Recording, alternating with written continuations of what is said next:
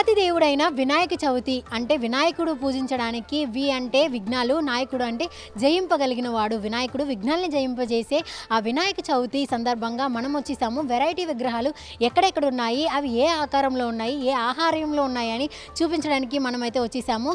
ఇక్కడ జియాగూడలోని ఒక ప్లేస్లోకి అక్కడ కళ, నృత్యం, నాట్యం కలగలిపి ఉన్న ఒక విగ్రహాన్ని అయితే మీకు చూపిస్తాను. ఈ యొక్క విగ్రహంతో ఇంకొక అంటే పాండురంగ స్వామిని కూడా కలగలిపి చేశారు. ఆ ఒక విశిష్టత ఏంటి అవన్నీ కూడా మనం ఒకసారి చూసేద్దాం. జియాగూడలో ఇదైతే ప్రతిష్ఠించారు. ఈ యొక్క విగ్రహం చూసుకున్నట్లయితే పైన మనకి పాండురంగ స్వామిని చూపించారు, కింద అయితే నృత్యం రూపంలో అంటే నాట్యం చేస్తున్నట్లుగా ఒక సంగీత ఆకారాలతో సంగీత సామాన్లు ఏమైతే ఉన్నాయో అవన్నీ కూడా సంగీతకు సంబంధించి ఆ ఒక వస్తువులతో కింద చూసుకున్నట్లయితే మృదంగం మీద నాట్యం చేస్తున్న ఆకారంలో అయితే మనకి వినాయకుడు ప్రతిష్ఠించి ఉన్నారు. ఈ యొక్క వినాయకుడిని చూసుకున్నట్లయితే ఆహ్లాదం వస్తుంది అండ్ ప్రశాంతత కూడా ఉంటుంది. అక్కడ నాట్యం రూపంలో ఈ యొక్క నాట్యము, సంగీతము, కలగలిపి ఉన్న ఈ యొక్క విగ్రహాన్ని ఇలా ప్రతిష్ఠించడం ఇదొక వెరైటీ రూపంలో అందరూ కూడా చూస్తూ ఉంటాము.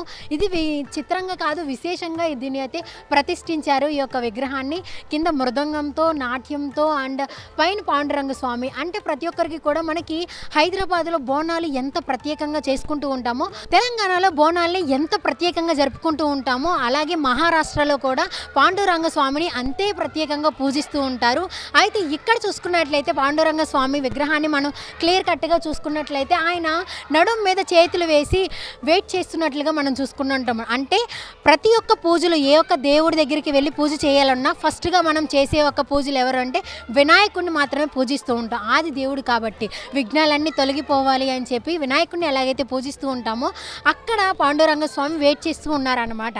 అంటే నీ యొక్క భక్తులు నీ పూజ చేసి నా దగ్గరికి నా భక్తులుగా ఎప్పుడు వస్తారు అని ఎదురు చూస్తున్న ఆకారంలో మేము దీన్ని ప్రతిష్ఠించామని ఇక్కడ చెప్తున్నారు ప్రజలు.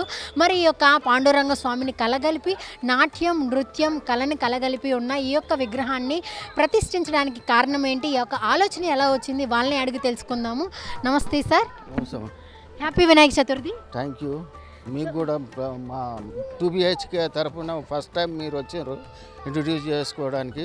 యూత్ అసోసియేషన్ వాళ్ళు ఒక 5-6 కలిసి ఇదంతా చందా వేయకుండా వాళ్ళు 5-6 కలిసి చేసుకుంటారు. ఇంతకుముందు చందా వేసి చేసుకుంటారు, అట్లా కాకుండా మనమే చేసుకుందామని మధు ఒకటి, ప్రశాంత్ ఒకటి, మా శ్రీకాంత్ ఒకటి, కరణ్ ఒకటి, ఇట్లా వీళ్ళు వేరేలతో చందాలు తీసుకోకుండా వాళ్ళు ప్రత్యేకించి వాళ్ళు చేసుకుంటారు. నాకు వాళ్ళకు నా తరఫున వాళ్ళకు ధన్యవాదాలు.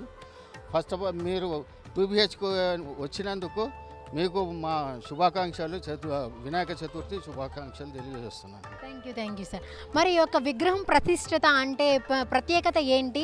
ఈ యొక్క పాండురంగ స్వామిని కలగలిపి ఈ చేసిన విగ్రహం కస్టమైజ్ చేశారా, లేకపోతే ఆల్రెడీ ఉన్న విగ్రహాన్ని చూస్ చేసి తెచ్చుకున్నారా? ఈ యొక్క విగ్రహం యొక్క ప్రత్యేకత మనతో చెప్పడానికి ఉన్నారు అసోసియేషన్ మెంబర్. చెప్పండి, ఈ యొక్క విగ్రహాన్ని అంటే పాండురంగ స్వామిని కలగలిపి చేశారు కదా, మీరు కావాలని చేయించుకున్నారా? ఈ పాండురంగ స్వామిని ఎందుకు ఎంచుకున్నామంటే పాండురంగ స్వామి ఎక్కడైతే మనం పండరిపూర్లో భక్తుల గురించి వేచి ఉంటారు, అలానే మన మహాగణపతి కూడా వరాలు ఇవ్వడానికి ఇక్కడ భక్తుల గురించి వేచి ఉన్నారు. ఇక్కడ ఎవరికి వరం కోరినా కూడా వాళ్ళకి తక్షణమే రిజల్ట్ ఉంటుంది. అందుకే మేము మా కమిటీ మెంబర్స్ ఘనంగా ఇక్కడ పూజలు నిర్వహిస్తాం. అందుకని ఇది ప్రత్యేకంగా ఇలా సంగీతం ఒక కాన్సెప్ట్ ఎందుకు చేశామంటే పాండురంగ భగవానుకి సంగీతం అంటే చాలా ఇష్టం. ఈ సంకీర్తనం పాండురంగ నామం జపం చేస్తే వాళ్ళకి బీపీ, షుగర్ అలాంటి హార్ట్ కొన్ని ప్రాబ్లమ్స్ కూడా తగ్గిన వాళ్ళు ఉన్నారు. అలానే మన భగవంతుని పాండురంగంతో కలిపి భజన చేస్తే మన అందరికీ శుభం కలుగుతుందని ఈ కాన్సెప్ట్ ఎంచుకున్నాం. మనం మొత్తం విగ్రహం సైజ్ ఎంత అండి, ఎన్ని ఫీట్స్? మన విగ్రహం వచ్చేసి 18 ఫీట్లు. అలానే ఈ బ్యాక్గ్రౌండ్ కలుపుకుంటే మనకు ఒక 20 వరకు వెళ్తుంది. కొంచెం మనకి ఎలక్ట్రిసిటీ అవి ప్రాబ్లం వల్ల ఆ బ్యాక్గ్రౌండ్ తీసి మనం తేవాల్సి వచ్చింది. ఇప్పుడు ఇక్కడ పెట్టినాం. వెళ్ళేటప్పుడు కూడా అలానే చూసి ఎవరికి ఇబ్బంది కలగకుండా మనం మన ఉత్సవాలు ఘనంగా చేసుకోవాలనేది మా ఒక అర్థం. ఓకే, ఎన్ని రోజులు చేయబోతున్నారు ఈ యొక్క ఘనమైన ఉత్సవాలని?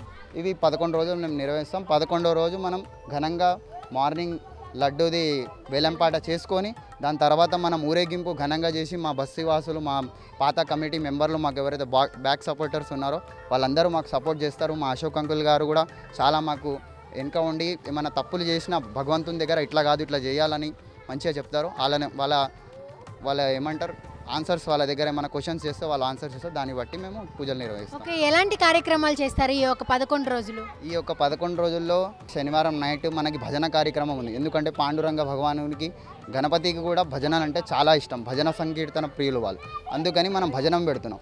ఆ తర్వాత వచ్చేసి మన 1వ తారీఖు ఊరేగింపు పల్లకి సేవా కార్యక్రమం ఉంటుంది. అందులో ఈ బస్సు మొత్తం మన బస్సుకి అందరికీ గణపతి వాళ్ళ ఇంటి ముంగడ పోయి వాళ్ళకి శుభం కలుగును అని దీవెన ఇవ్వాలని అందుకని పల్లకి ఊరేగింపు కార్యక్రమం ఎంచుకున్నాం మనము. దాని తర్వాత మనకి అన్ని దేవతల రూపం గోమాత, అందుకని దాని నెక్స్ట్ డే మనం గోమాత ఒక పూజా కార్యక్రమం నిర్వహించుకుంటున్నాం.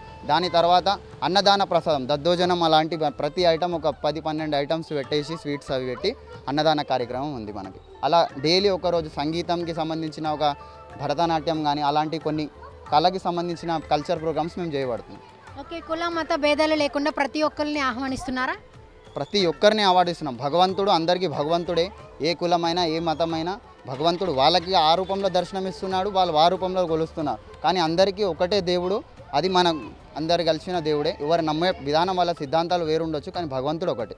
ఓకే, సో చూశారు కదా, ఎవరైనా సరే కుల మత బాధలు లేకుండా ఎవరైనా రావచ్చు అని ఆహ్వానిస్తున్నారు వీళ్ళు. ఈ యొక్క విగ్రహానికి ప్రత్యేకంగా చేయడమే కాదు, దాని యొక్క ప్రత్యేకత ఏంటి అని కూడా వివరించి చెప్పారు.